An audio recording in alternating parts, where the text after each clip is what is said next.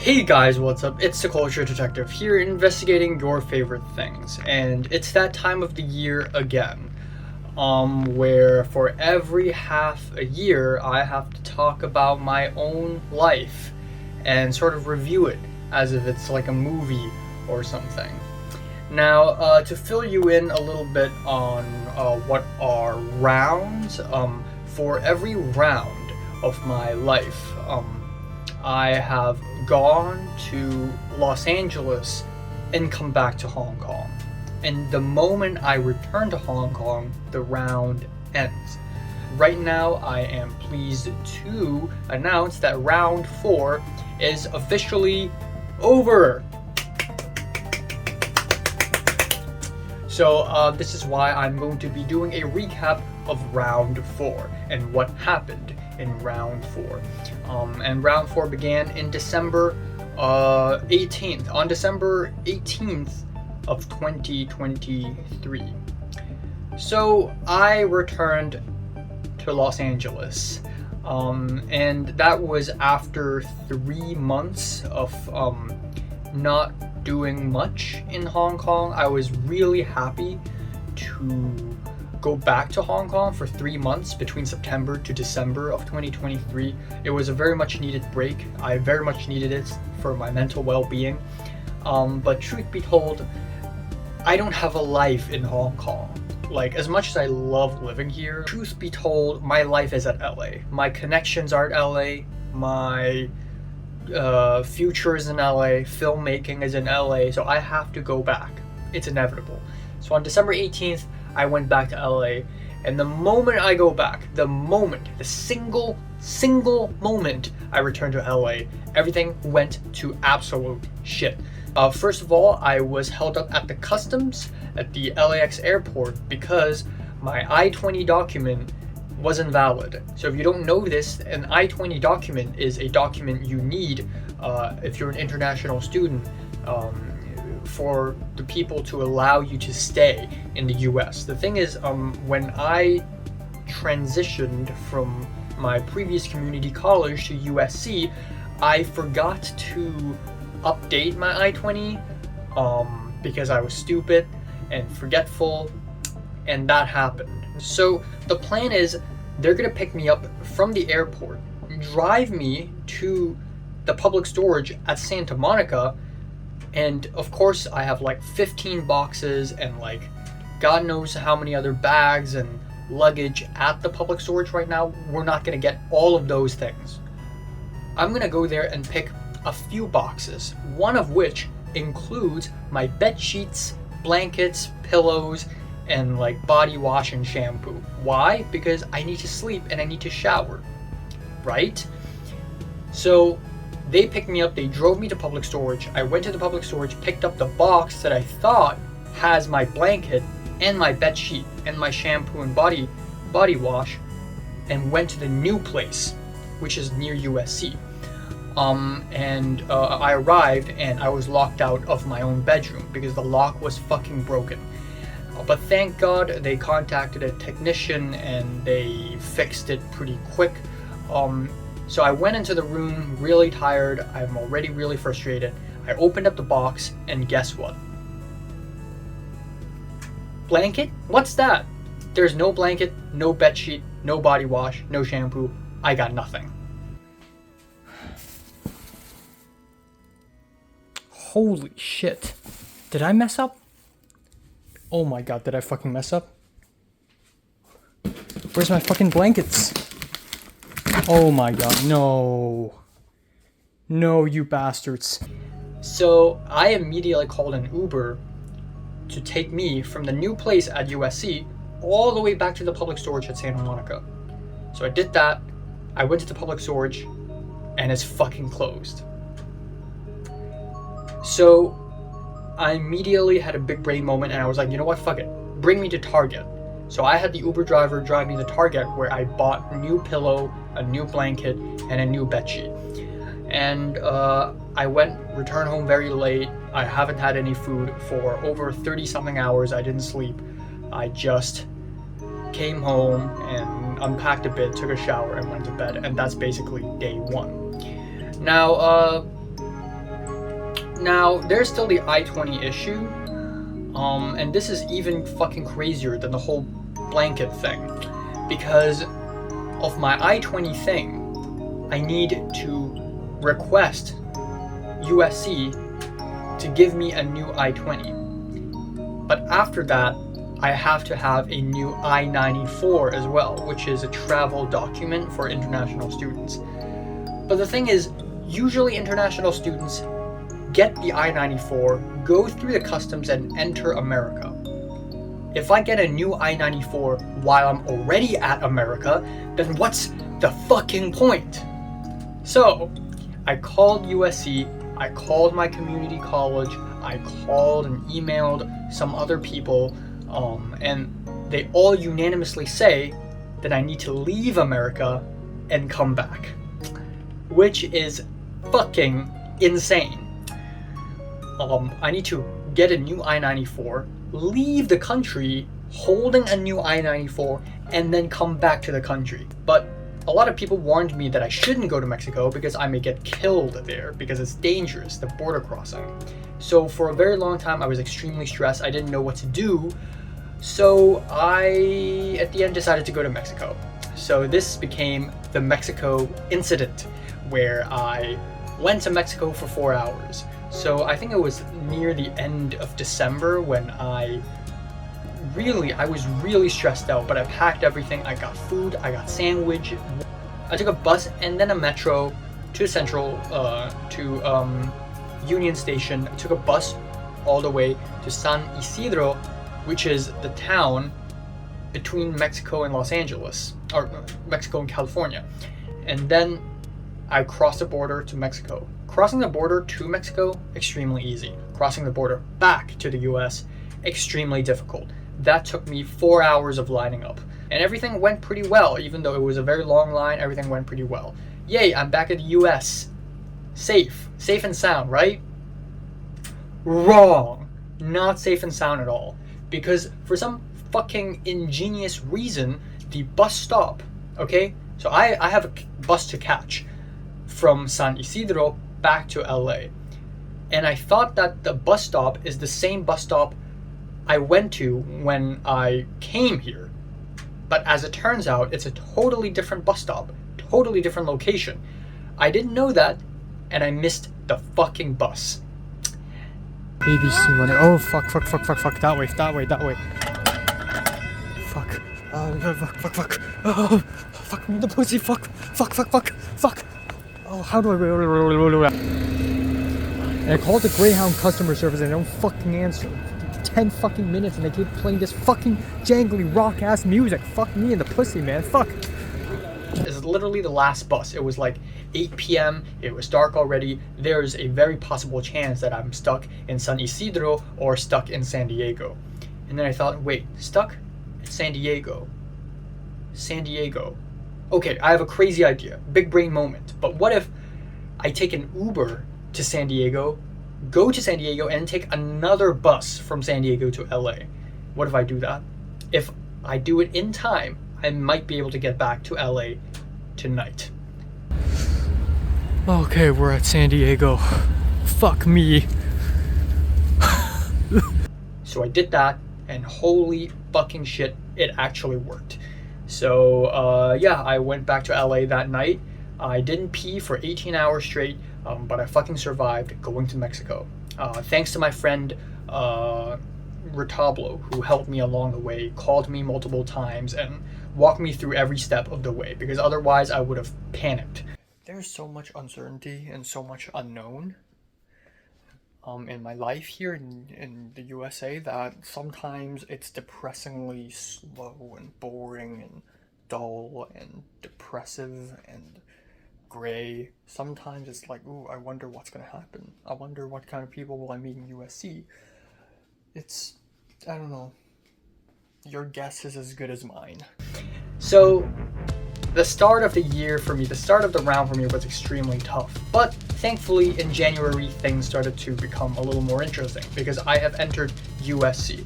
New school, new me, because at USC, I decided to actually start being better I wore nice clothes. I trimmed my facial hair. This is something starkly different from rounds 1, 2, and 3. I'm a different man now. I have a different haircut. I'm gonna act different. I'm gonna be social. I'm gonna be smiling. I'm gonna be friendly and shit, and people will want to make friends with me, right? So USC started. There's the commencement ceremony, there is the orientation, and as expected, it is boring as shit.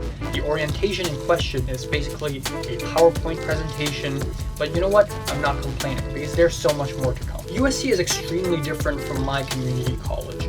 Where I used to study, it's extremely different culturally, and the demographic is different. Now, all at the same time, in January, something else extremely important also happened, and that is I made another short film. Again, I'm on that Frank Zappa mindset because I keep freaking making short films. And the short film I made is called Objects in Mirror Are Closer Than They Appear, which still hasn't been released because my friend Naja is still working on the sound editing of that film. But I decided to make a short film in January, and it was easily the biggest production of my own I've ever been on, because for the longest time, when I make short films, they're really small, like 3 people work on it, 4 people work on it, and then that's it. But this time around, 23 people worked on the short film, and I'm grateful for every single one of them for helping me out. This is a legit production. There's a DP, there are production designers, there's first AC, second ACs, there's a lot of moving pieces. There's a producer, Benny, who did a pretty terrible job, but thankfully Ariel hopped onto the project a few days before I actually started shooting, and she did an amazing job. She is an unstoppable force, she is a machine, she's a beast. Now, of course, with a short film project this big and this many people involved, there's bound to be drama, and there isn't a lot of drama, but I guess the most significant of which is Ken and Elin, the 2 production designers, having beef with Benny, the producer, which is terrible. But thankfully this is resolved pretty fast when Ariel hopped onto the project, and everyone loves Ariel and everybody hates Benny. So I guess that kind of solved everything. But the end result is pretty nice. I definitely do think that I could have done better as a director. I've never done a short film this size before, and I feel accomplished. I feel great. So another thing that happened with that group of people is that there would be parties. So on January 12th, for instance, we went to Cliff's apartment, Le Palmont du Cliff, to have his birthday party. And there are also a couple of other parties. There's a Christmas party at the end of December. There's another party, I think around February or March, where we all just go to Cliff's apartment and hang out and drink and smoke weed, you know, a little. I actually didn't. I did smoke once, but that's nothing. It did nothing on me because I'm the fucking detective. Of course, you know, substances like this never do anything on me, you know. But I feel like I've come a long way as a person. I remember back in 2022, you know, early 2022, back in round 1, when I was like, oh my god, I need to stick with Hong Kongers. I don't have friends. I don't know who I can talk to, and you know, I don't know how to branch out and socialize. But flash forward 2 years later in 2024, suddenly I'm in a group of friends where there are no Hong Kongers. There are Malaysians, Japanese, there's a Latino, there's a black person in there. Shout out to Destin. There's Italian, Chiara, there's French, Jade, like a lot of people. It's extremely diverse. Suddenly, I feel like a different man, you know. I'm not the same person I used to be back in, you know, 2018, back in 2019 when I was like shut in, when I locked myself in my bedroom here and being sad. Nobody wants to hang out with me. Natalie and Cedric and the Bean Gang and Potato Gang. You know, back in secondary school, I didn't have a lot of friends. I really had very low self-esteem. But in 2024, somehow, when I'm outside of Hong Kong, I somehow found my friends there. I've changed, I have friends now, and it's fucking amazing. Now, back to my short film, Objects in Mirror. The The filming went pretty well, even though the second day was extremely stressful and hectic. There's one dangerous moment, and that wasn't in the production, that was in the post-production, when I decided to color grade the film with Cliff, who is my go-to color grader because he's like an expert in DaVinci Resolve, and he's a very great DP as well. Shout out to my man Cliff. Shout out to my brother Cliff, my brother in Christ. So where else to color grade your short film than CMD, Center for Madness and Delusion? Now, if you don't know where that is, back in my community college, I never went to the main campus. I studied film in my community college, and we have a side campus called CMD. It's called Center for Media and Design, but really its real name is Center for Madness and Delusion because of the amount of madness and delusion that happens inside the campus, the amount of drama, the crazy people that are in there. So obviously, when I returned to CMD to color grade my short film with Cliff, I went with a heavy heart. I didn't know what kind of people I would run into, especially Professor Cuccio, who is my number one enemy, and Leslie, who is my number two enemy. So, and of course, when I went there to color grade my short film with Cliff, I ran into both of them. And I didn't say anything to either one of them. However, no worries. Worry not, my child. Worry not, my children, because we have the main course of round 4, and that is, of course, USC, University of Southern California. University of South California? I don't even know. So, yeah, that is pretty much the main course of round 4, because I spent the most time being at USC. And the fact that USC is so, I guess because I don't drive, the moment I live and stay at USC, 90% of the time, 95% of the time, I'm around that area anyways. So my life is mostly USC in round 4. Right off the bat, I met up with Glenn, who, again, if you don't know this, he is the main actor for the short film Anywhere the Wind Blows, which is written and directed by my Hong Konger friend John L., also from USC, also film major, fantastic guy, fantastic short film. I made friends with Glenn, I hung out with him, and in fact, he became the main actor for my latest short film, Objects in Mirror. So that's pretty cool, check it out. But through Glenn, I also met a couple other people. One is Stephanie, the Hong Konger girl. The other is his roommate, Amos, the Taiwanese guy, or like somebody's roommate, I don't know. And while I didn't really know them too that well, it's definitely cool to find more Hong Kongers and Taiwanese people in USC. Now, I took 5 classes, so I'm going to go through them all. The first class I took was CTCS 300, or Intro to Film Studies. The professor is a Vietnamese-American professor who is extremely nice, and I had fun in that class. It's also a very low-effort class, not a lot of assignments, not a lot of projects. The film picks are okay, but some of the films we got to see, like Rear Window and Nope. I also made a few friends there, most notably Logan, a Latino guy who actually came to a film festival to support me. I met this Chinese guy by the name of Rocky. I met Ben, who I didn't really hang out with soon after, and I also met this guy by the name of, shoot, I already forgot. His name starts with an R. Ryan! So, this Ryan guy, he is in both CTCS 300 and CTCS 394. So I got to like talk to him a little bit in both classes, even though, again, I'm never too close to any of these people. Also North, who is the sound mixer on Anywhere the Wind Blows. I got to see her again, so that's a familiar face. And then Audrey, who is a Chinese American Wasian, who I also got to be a little friends with after she showed up to a couple meetings in a club. Now, the next class I took is CTCS 394, which happens every Wednesday. It is American film history from the 1960s to present day, and holy fucking shit, it is the most boring class I've ever taken in my entire college life, because the professor, she speed runs through a PowerPoint and plays a film or 2 films every single week, and that's it. And it feels as though she's given up. It feels as though she doesn't even want to teach.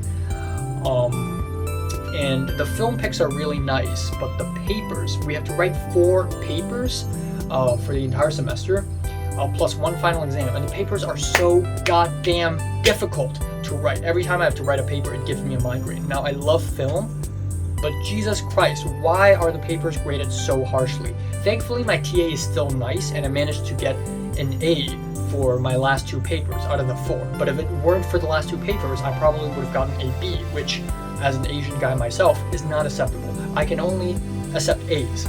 It's A or nothing, okay?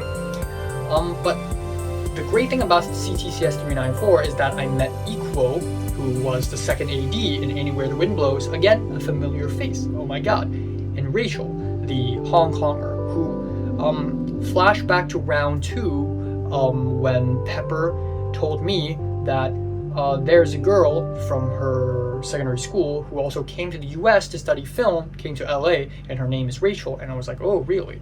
I finally got to meet Rachel. And while, again, I got really close with them too. We hang out and studied once, and then we hung out again a couple more times, I think. But yeah, at the end of the day, I think it's because it's only the first semester of USC. I never got close to anyone. Like, I was never as close to anyone as I am with Cliff or Michelle or like Potter, I guess. So yeah. Now the next class is CTPR 448. It happens every Tuesday morning at 9 a.m. And you know me with morning classes, they are a nightmare. I was never fully awake for them. I love it. This class is world building. It's about world building. It's about designing a world, designing the place's geography, the culture, and it's really interesting. But I was never awake during this class. I keep fucking falling asleep.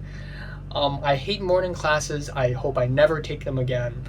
But at the end, it was a fun class. And it was a very small as well, which is rare. Usually this class is about 11 to 12 people, but when I took this class, it was only 5 people. So I think if there were more people, it would have been more fun. Also, among the 5 people here, 3 of them are also Chinese. No, 2 of them are Chinese, but the TA is also Chinese. And then there's a Chinese American girl who is very much Chinese American and not Chinese at all. There's a white guy, and then there's me from Hong Kong. So it's hilariously Asian. So that's that. Then the next class I took is every Tuesday and Thursday at noon, and that is Art History 125, Art of Asia.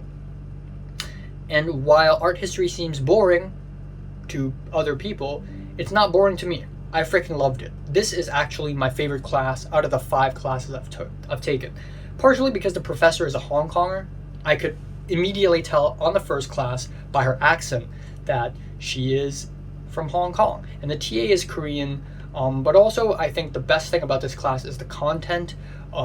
Every single class, there's something enjoyable about it, whether it is talking about tombs, burial sites in ancient Japan and ancient China, or we're talking about Buddhism. A good chunk of the semester is dedicated to Buddhism and Buddhist art. And you know me, I love religion. I suck that shit up, and it's genuinely fun.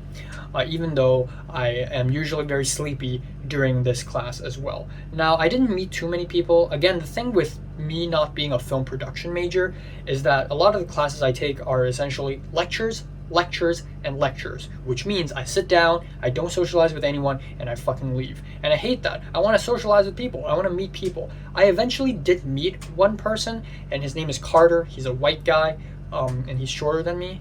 But he's a games major, and I and him, we had to form, the whole class had to form partners, and we have to, no, we didn't need to form partners, but one of the assignments asked us to visit a museum, an art museum, and I didn't want to go alone.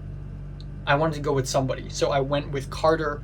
I just walked up to him and go, hey, have you been to that museum? And he's like, no. And I'm like, okay, let's go together then. Which is very awkward. I'm never the initiator. I'm an introvert. I don't like initiating with people, but I have to. It's called survival, bitch. So I initiated with him. So at around, I think, March, I and him, or I think April, no, it's March. I and Carter, we went to the Norton Simon Museum at Pasadena, and we looked at a bunch of Buddha, Bodhisattva, and dancing Shivas. So that was pretty cool.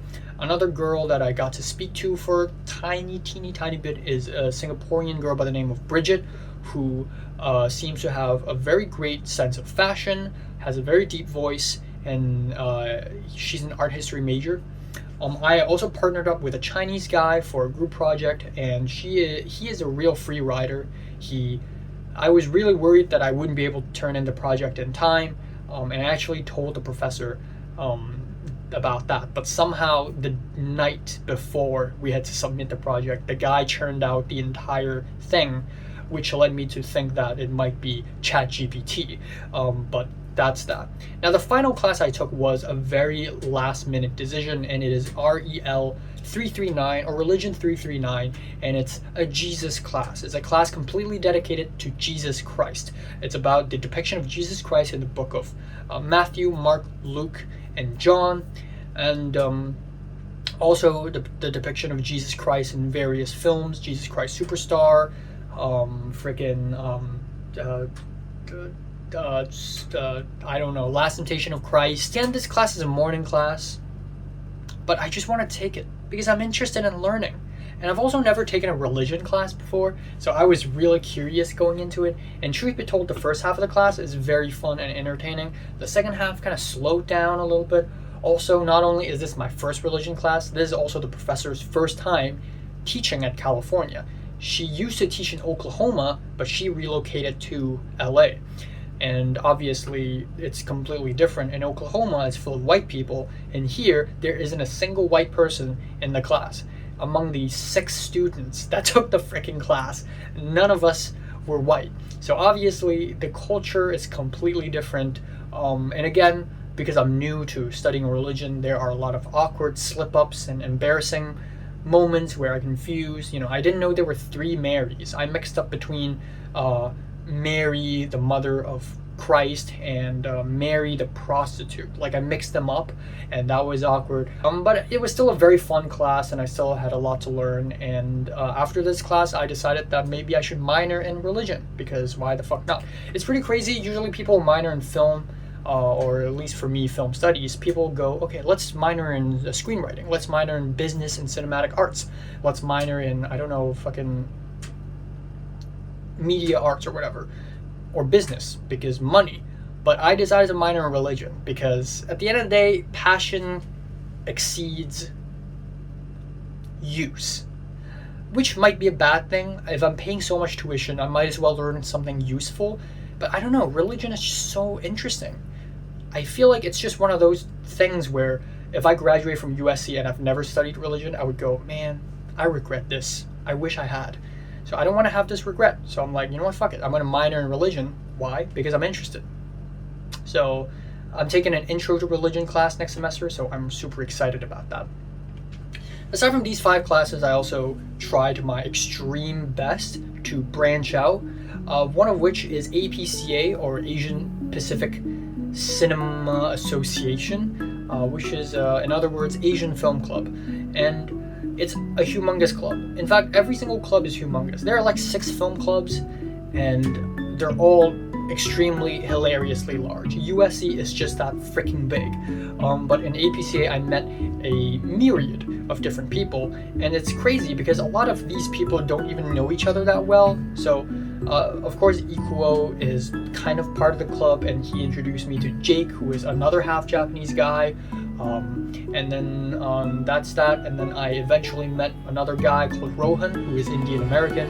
And in fact, because I met him and I told him, oh, I'm interested in going into film production, he was like, oh, you want to be production designer for my short film? And I'm like, I'm not that experienced. I don't have a lot of production design experience, let alone being the production designer. And he's like, oh, no worries, it's going to be very simple. So I said yes. And at the end of April, I actually helped him out on his short film, which if I were to be honest, I think his short film is kind of mediocre. It's just this simple romance short film. You know how it goes. But it was legit fun. I also met a couple other people there, like North. Again, North turned up in this project as expected. North is super active. So that's that. Another thing that happened was, I think in the beginning of May or like late April, there's this film festival thing called Hand in Hand Festival, and I saw it and I was like, you know what, fuck it, I'm gonna submit a short film. And I submitted Cloud Busting, and I didn't even want to go to the festival, but out of curiosity, I'm like, you know what, screw it. So I went to that festival, and only like 10 people showed up, but somehow I got 4 Instagrams after that festival. I mean, that's the whole fucking point anyways. A Wasian guy called Calix was like complimenting me. There's a Korean American girl by the name of Katie who turns out to be next year's production chief head, so I gotta be friends with her because she's gonna be, playing a key role in me finding production opportunities among this club. And then finally there's the APCA banquet, which Equo and Rachel also attended, and I didn't meet anyone crazy. There's also a party there, and again, part of me was like, oh my god, is this like euphoria party, like everyone's drinking and smoking weed and smoking crack and fucking? But no, it is the tamest party of all times. Everything ended at around 1 a.m. and I drank some like seltzer and a little bit of vodka, and then I just like talked to people, and that's it. Not much. Again, I don't know why everything's kind of disappointing for me. USC is fun, but for some reason so far it's been kind of underwhelming for me. I don't really know why. But that's APCA, and hopefully more will happen next semester. Now, another club to mention is HKSA, Hong Kong Student Association. Back in January, I went to their first general meeting, and I actually met quite a few Hong Kongers, including that one Hong Konger, Justin T, who I remained in contact with. In fact, he's the only person I've remained in contact with after HKSA turned out to be absolute garbage, as rumors have suggested. So yeah, I went to one more general meeting with HKSA, the last one, and it's Stephanie, the Hong Kong girl, teaching Cantonese. And it's like, ooh, what is kissing in Cantonese? What is hooking up in Cantonese? So fucking cringe. I love my Hong Kong identity. I'm very proud of it. But Jesus Christ, when I was in that room, I only have one thought: leave. I could not handle the cringe. And everyone in the Hong Kong Student Association, they're all friends already. They're all like very Instagram. They're all very, party. They're all kind of like extroverted and like, yo, what's up? And it's so fucking, I just wanted to leave. I just can't handle it. I'm sorry. So my dream of meeting an interesting person in HKSA is completely crushed multiple times. Finally, one extremely interesting thing that happened was CAMS Fest. CAMS stands for Cinema and Media Studies. It's the name of the major that I study in, and CAMS Fest is a film festival organized by the Vietnamese American professor that I aforementioned every single year to help film study students put up their short films. About 40 people submitted their short films. I was one of them, and I got in. I submitted Love and Death, and I was one of the 12 people who got in, and I was one of the 5 people who got nominated for an award. I got nominated for the faculty award because the Vietnamese American professor really loved my short film. I didn't win anything that night, but you know what? Being nominated itself is already fantastic. And it was surprisingly good. Like, the short films were surprisingly artsy, experimental, they're surprisingly profound, well edited, and it's way better than I'd expected. I've been to a couple film festivals, like school-based film festivals, including the one at CMD in my old community college, but that one was absolute garbage. Like 85% of all the short films were hideous. I hate to sound like high and mighty, but you've got to be serious, right? But USC, they're no joke. I also went to Long Beach with Michelle because Michelle's there, and the short films there, some were okay, most were meh. But USC, don't fuck with USC. They got some actual good filmmakers there, so that's that. And what's great is that at the end of the festival, I made a friend, and it's a Singaporean guy by the name of Matthew, and he is a huge cinephile. He's even a bigger cinephile than me. So that's that. And he got to go to Cannes Film Festival. Here's Love and Death in the Dying Light of Hong Kong by Nok Lai. And finally, the last thing I want to talk about USC is job hunting. I submitted 13, 14, maybe 15, maybe 16 job applications. I applied to the library, I applied to the OSAS, which is the Office of Student Accessibility. I almost got the job for ETC, which is Entertainment Technology Center. I almost got the job of editing, but turns out I need a social security number. But for me to apply to have a social security number, I need to be hired first. But then they're not hiring me because I don't have a social security number. It's a fucking catch-22. And I didn't get hired at the end because life. And then there's also the museum job, the Pacific Asian Museum, which I was really excited for. I did the interview, it went extremely well, and then 2 weeks later I got an email saying that I didn't get the job. Apparently I was a first runner-up and I could be backup, but that's just them being nice. I didn't get the job at the end, so I'm extremely fucking pissed. I tried my extreme best. I even applied to work at the catering. I am broke. I'm losing money. As if the tuition for USC isn't already expensive enough, I couldn't find a job. So that's that. I'm gonna stop it here. I'll resume later. I'm gonna wait, it's fine. I'm gonna go to the USC library now, meet up with Equo. I'm gonna come back home fucking again, and then hopefully I can export the video again. Fuck! Fuck! What the fuck is this place? Missed 2 fucking stops consecutively. I ran fucking here. Fuck you.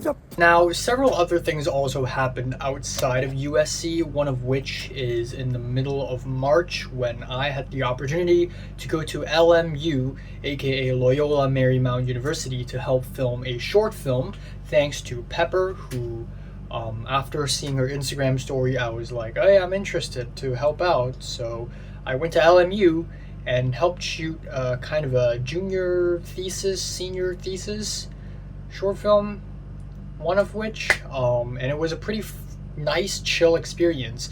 I don't know why, but like, most of the short film sets I've been to are super chill. Like, you don't really need to do much. I went with Jonathan. Aoba, the Japanese girl, also showed up, so that's really cool. I also saw Karen from Russia, and I met another Hong Kong girl by the name of Natalie there, so that's pretty interesting. Afterwards, in late March, I had an extremely aggravating moment where I got scammed $130, and I don't know why. I'm not that kind of person. Let's make it clear, okay? I am not stupid. I'm not an idiot, okay? But for some reason, when Nagisa, who is this Japanese woman from the community college, from the photography department, who I've been friendly with, but she's even friendlier with Potter, she randomly asked me for money. And for some reason, I guess maybe it's because I was tired that day, maybe it's because I was in a good mood and I wasn't alert, I didn't have my guards up, but I was like, okay, where are you? I did question her. I was like, where are you? And he's like, oh, just one of the grocery stores. And I'm like, okay, what do you need the money for? And she's like, groceries. And I'm like, okay, I'll pay you $130 via Zelle. So I paid her money. And then when I paid her money, I was like, this is weird. I don't think I should be paying her. But by the time I thought that, I've already pressed a button and I've already paid her. And then she asked me, can you pay me $500 more or something like that? And I'm like, okay, what do you need that for? And she's like, groceries. And I'm like, you don't need $500 of groceries.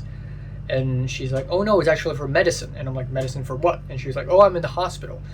And I'm like, you're at the hospital? I thought you're at the grocery store. And she's like, no, my cousin's at the grocery store. I'm at the hospital right now, and I'm just discharged and I need food. And then at that point, I was like, okay, there's no way any of this is fucking real. So I somehow found Nagisa's email, and I emailed her saying, is your phone hacked? And she's like, yes, don't respond to it. Yeah, so that's that. I was extremely pissed. I shouted on top of my lungs. I almost lost my voice, and I lost $130 because of that. But it could have been worse. You know, I could have paid another $500, but I was smart enough to realize at that point that it's a fucking scam. But I wasn't smart enough to realize in the very beginning that it's already a scam in the first place. I don't know why. Maybe it's because Nagisa has been a very nice person to me, and I never thought she would like scam me. She was even like, oh, I'm gonna pay you back. But of course, she never paid me back. It's funny because I tried to scam the scammer back, and I told the scammer like, oh, can you give me back the money and then I'll give you the 500. Like, it's just to make things easier. But of course that didn't work.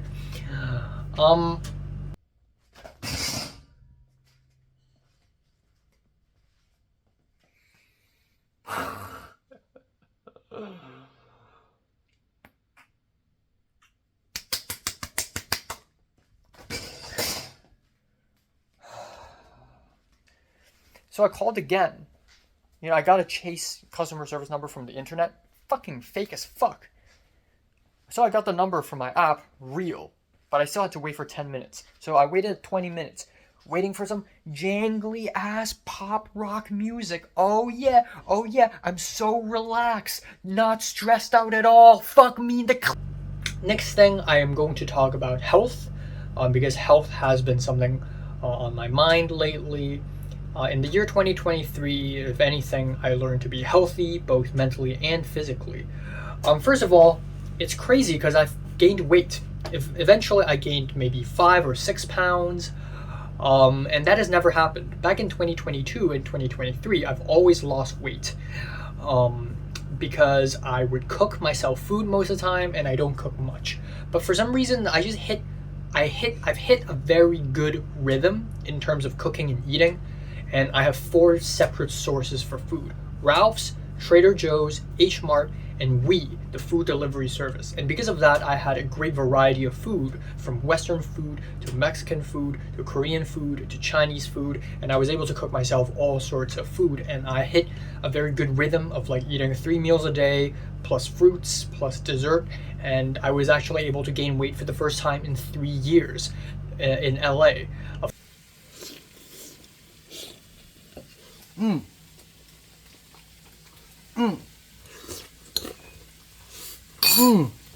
Mental health, not bad. I think round 3 was definitely the worst round so far in terms of mental health, but because I've moved on, I'm at USC now. I think I'm a little bit happier now, so that's good. But one thing that happened was after I finished my semester in May, because I had barely any sleep during the semester, 16 weeks straight, I was pretty much sleep deprived.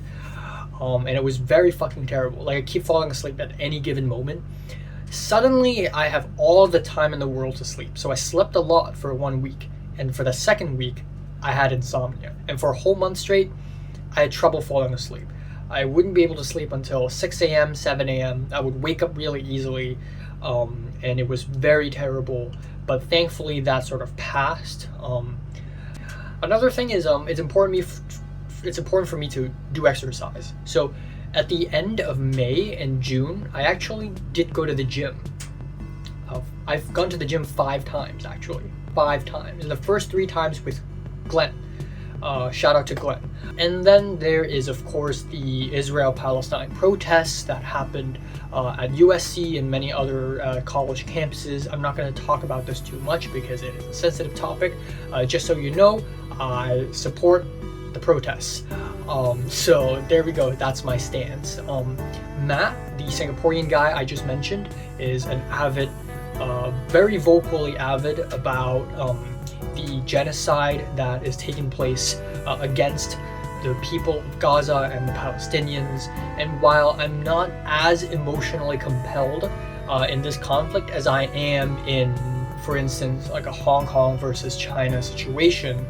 I still feel a lot of sympathy, and I support a lot of these pro-Palestinian causes. But it was very chaotic. One time I went to school, and there is this humongous protest at the DMC, the Doctor Medicine Crow Center, and there were encampments, there were swirling helicopters, it was extremely chaotic, and my mom called me and told me to not join them, and I'm like, I didn't join them, but this is a thing now. Okay, 2 more short films I worked on is No Particular Night and Locke. Both short films happened at the same time at the end of May. So it's funny because Locke is a senior thesis film and a master degree, so it's a huge deal, and it's an experimental film, and it's 7 days of set construction, 6 days of filming, and 1 day of striking the set. So it's 2 weeks long, and in the middle of the construction days, 2 of the days were also the filming of Jamie, the Chinese woman, Jamie's short film called No Particular Night. And because the word night is in its title, you can immediately tell that it's a night shoot. So 2 days straight, I was in the middle of the night. And the only reason why I found out about the short film is really because of this Chinese woman by the name of Shirley, who is in my world building class, as I have mentioned before, and I was able to connect with her. That's the one thing I got out of this class, it's connections. And she was like, oh yeah, I'm doing a short film, I'm working as a production designer, and I'm like, I'm interested, I want to do PD stuff. So I hopped onto the project, and it's the second time I've ever been in the art department after Rohan's short film, my first time. And then Locke was my 3rd time being in the art department, and that was an experience. That was huge. It was mostly on a soundstage, but it was a lot of fun. I got to play a lot with red paint, with sand, with concrete. It's actually really tedious work, and it's very tiring, but I think the project overall was a pretty fruitful experience, especially with that one day when we went to Studio City and turned a New York street into a Beijing street. That was particularly fun, and I met even more people, even though almost everyone are Chinese on that set. It's a super Chinese set, and I can't help but feel like a minority at times. I still feel like I learned a lot, and I was able to connect with a couple people who might be useful in my career going forward. Now, after May, we enter June, and one big thing that happened in June is, oh shit, I forgot to mention that in March I went to Santa Barbara in the middle of spring break. So it's a little disappointing because I've always thought, if it's spring break, I should hang out with, if I'm with like a girl or something, that would be great. But of course that never happens because I'm a fucking loser. So I'm like, you know what, fuck it. I'm gonna go all the way to Santa Barbara all by myself. So I went solo. For a day trip, I took a bus, went to Santa Barbara. I had really good seafood. I had very good ice cream. I looked at some cool places. And the sunset was really beautiful. But overall, it was extremely fucking boring. Santa Barbara is like LA but gentrified. And I mean, there are gentrified areas in LA, so it looks basically the fucking same. And it was extremely boring. It's the most calculated trip I've ever been on, and nothing interesting happened. Now, another trip I went to was Seattle. In mid-June, for 6 days, I went to Seattle to visit my mom and my brother and my aunt's husband, aka my uncle, and my grandma. And it's really cool to be able to go to another place in the US again. And it's weird because it doesn't feel like traveling, because I've been to Seattle a few times before, so this is not like a very new place for me. But even so, I got to rest. Even though there were definitely a few very uncomfortable moments during the trip, like, I don't know, because I'm so used to living alone, when I wake up and I'm living in a house where there are other people, I'm just not used to it. I'm also, several bad things happened, like I almost got scammed. Again, thankfully I didn't get scammed, but I almost did, and I had to disable all my credit cards. I lost my museum job, the zipper on my backpack broke, and various other bad things happened. I lost my glasses, and overall the trip was kind of boring as well. I don't know why, I'm just really easily bored, I guess. But it was pretty boring. And I feel like I gained nothing from the trip other than to be able to see my family, especially my brother, who I haven't seen in 18 months, which is a huge freaking deal. Now, immediately after I got back from Seattle, I had to move. Now, there goes my apartment around USC. At first, I was like, okay, it's not the best apartment ever, but I could survive. I could stand it. But as I continued to live in that apartment, it got worse and worse. Not only are there cockroaches, centipedes, huge flies, moths, there's a whole fucking ecosystem in my apartment. Family trees, generations of cockroaches. 1, 2, 3, triple kill. Of course. Of fucking course.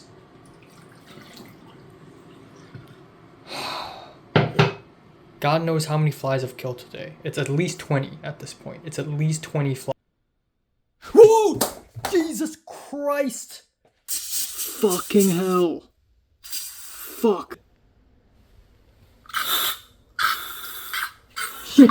Shit! Shit! Shit! Go! Go! Go! Go! Go! Go! Go! Go! Go! Go! Go! Where is it?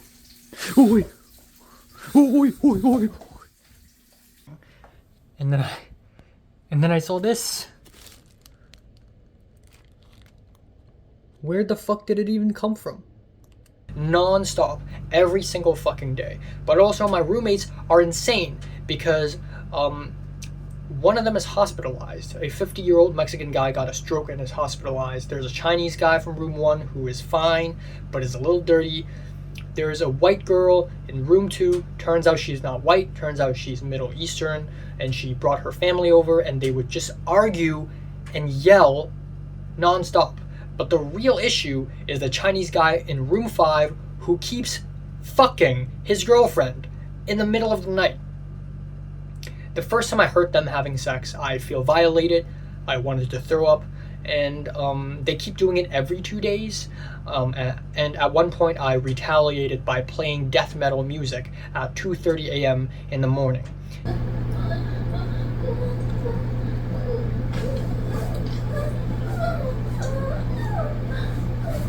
So it's gotten really bad. The public transportation around the area is bad. The area is fucking terrible. It's dirty. The neighborhood is terrible. It's sketchy. I need to fucking leave. So I went on an apartment search in early June, and that was the most depressed I got in the entire year so far because, I just couldn't find an apartment, and I thought this place is hell. LA is like hell. And I couldn't find a single shred of peace and happiness in LA. I keep suffering. I don't know why. So I ended up moving into a slightly better and way more expensive place from the same apartment company, which I wanted to leave, but I couldn't because apartments in LA are either too expensive or they're too shit, or they're okay, but they're completely unfurnished, and I'm not gonna spend $1 bajillion buying a bed frame and a fucking closet and a fucking table and a fucking chair, okay? So I moved, and moving was hectic. Every time I move, some shit happens. And this time, the property manager didn't respond to my fucking email and didn't give me the password. So I don't have the password to enter through the door. I cannot fucking move. So Equo, God bless him, he helped me move, but we almost wasn't able to move. We had to go to the office in person ourselves and ask for the password ourselves so that we could move into the fucking building. It's aggravating, and the moving was very hectic. And even though the place is nicer, the area is nicer, it's cleaner, and I'm the first person to ever live in that building, so it's very brand new, but the closet is smaller, the table is smaller, and there's no bathroom rack. So I had to spend about $100 on Amazon buying a bookshelf, buying a drawer, and buying bathroom racks, and I had to build them all myself. So I actually did that just now, like last week. So that happened. But I'm happy I moved. I think this is a way better new place, and I look forward to actually calling their home because I cannot for the life of me move again. This is it. This is permanent. For the next 4 or 5 years, I will not move. I cannot move anymore. This is too much. So, immediately after I moved on July 4th, I went to the Anime Expo. And it's the first time I've ever been to the LA Anime Expo. And maybe it's because it's the first time and I was not familiar with the area and how big it actually is. It was a mess. First of all, I didn't have the 4-day pass. I only went for 1 day out of the 4 days the expo was happening. So a lot of my favorite voice actors actually showed up, except none of them showed up on July 4th. And that's really disappointing. There are also a lot of content creators, YouTubers showing up that I would love to see. None of them are showing up on the 4th. Aside from one, Joey the Anime Man. I wanted to go to visit his panel and I went to the wrong line and I was too late. So I missed out. I also lined up 90 minutes under the hot blistering sun to get an autograph ticket so that the director and the voice actor of ReZero could sign my poster. And thank God that worked out. But because of that, I missed out on a few other events as well. The place is huge. So in a lot of ways, Anime Expo was kind of underwhelming for me because I keep missing things out and I keep missing out like meet and greets. There was a cosplayer who I got to take a photo with. That's really cool. But there's another Twitch streamer who I know even more, but I walked past her thinking that it's her, but I didn't approach her because I thought I mistook her for someone else. But turns out it is actually her. So it was a little underwhelming, but also very overwhelming at the same time. And it's very crazy because I'm alone all the time. So suddenly being at a place full of people, full of anime fans and body odor for 13 hours is very surreal for me. And finally, to end things off, I returned to Hong Kong. On July 10th, I left. And I flew back to Hong Kong. It was a very smooth flight. Nothing went wrong. And it was a good ending to round 4. The fact that every time I open Instagram, it's just couples being nice, kissing, holding hands. And tons of people like reveal that they have boyfriend and girlfriend. November last year, I went through a whole religious experience. Like, I'm not going to care about relationships, but then it's just so, I don't know, it's just like stupid.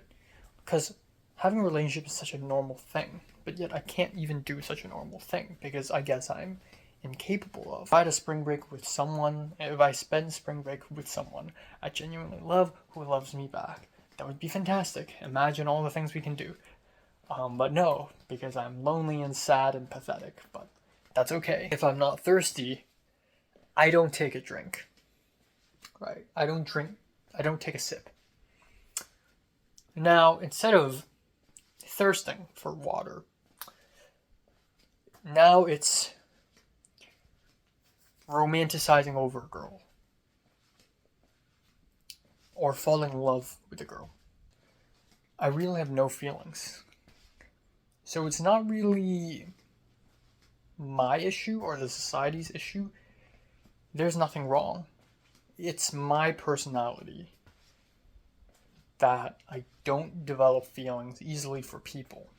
And it's not a problem. It's just my nature. Because this place is literally just hell. Like, I don't understand how people manage to enjoy LA because this is honestly hell, designed to hurt me and kill me. I just wanted to die at this point. Housing is still a struggle because this place is built for fucking animals and Round 4 overall isn't like too crazy in my opinion. I think there are definitely moments of interest and then moments of anger and, you know, down moments. But I think overall round 4 is the most uneventful round so far, which might be a good thing. But if anything, I think round 4 is a year of sobriety. Now, the reason why I'm not calling this video round 4, the round of sobriety or something, is because people are going to see it and think, oh, he must have got off alcohol or drugs or anything. But the reason why I call round 4 a round of sobriety is because for the first time in LA, I feel sober. I am alert of all of my actions, and that's ironic because I'm sleep deprived all the time. But I feel like rounds 1 to 3, I'm constantly in an emotionally charged state, and I'm still not fully myself, but in round 4, I feel like I'm the most level-headed. So maybe that's a good thing. And hopefully more interesting things come to my way in round 5. So, what are your thoughts? What did you experience in the last half of the year? Comments below, let me know. Subscribe if you want more, and thanks for watching.